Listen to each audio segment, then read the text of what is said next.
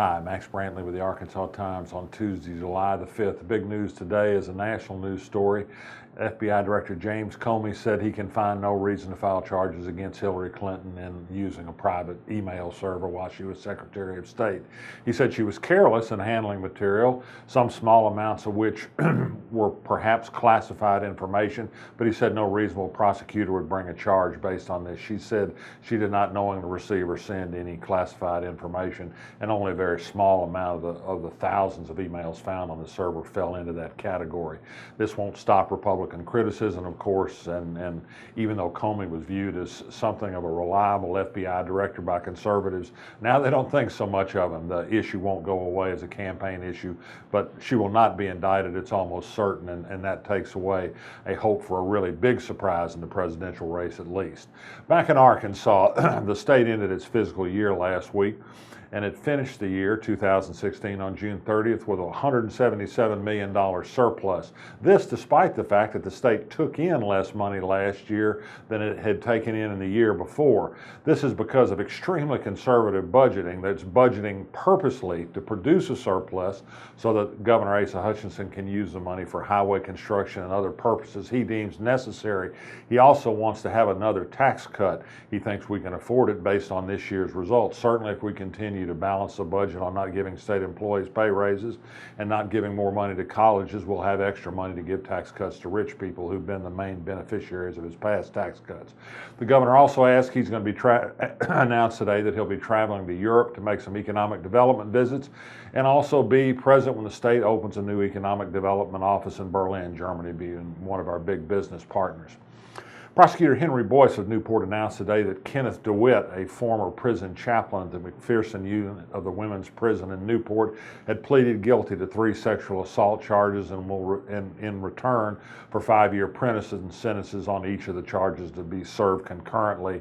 He had affairs with inmates that he supposedly counseled in his religious program there. He was discovered after first having a relationship with a subordinate chaplain at the prison, a good religious leader at our prison no longer.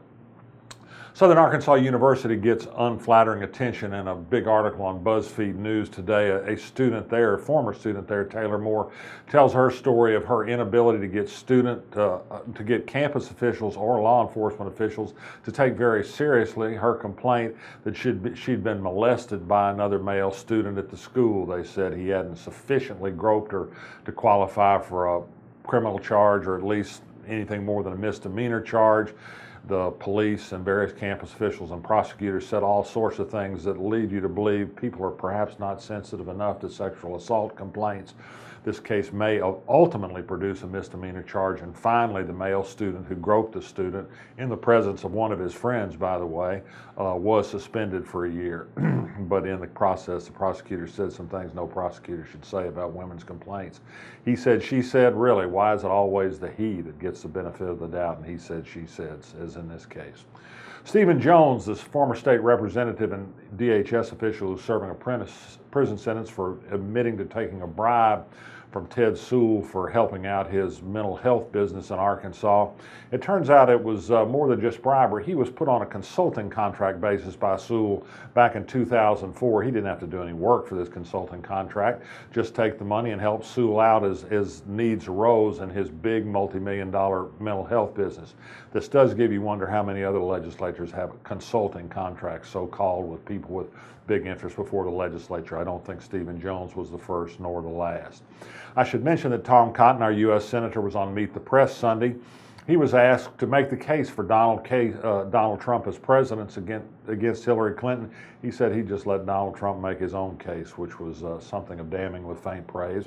But he, of course, did say bad things about Hillary Clinton. Interestingly enough, Cotton, who's on the far right of just about every issue, said he was ready to accept the orders of civilian commanders, the Defense Department, and accept that transgender people may now serve openly in the military, a rare dose of moderation from Tom Cotton, who's not accustomed to giving much.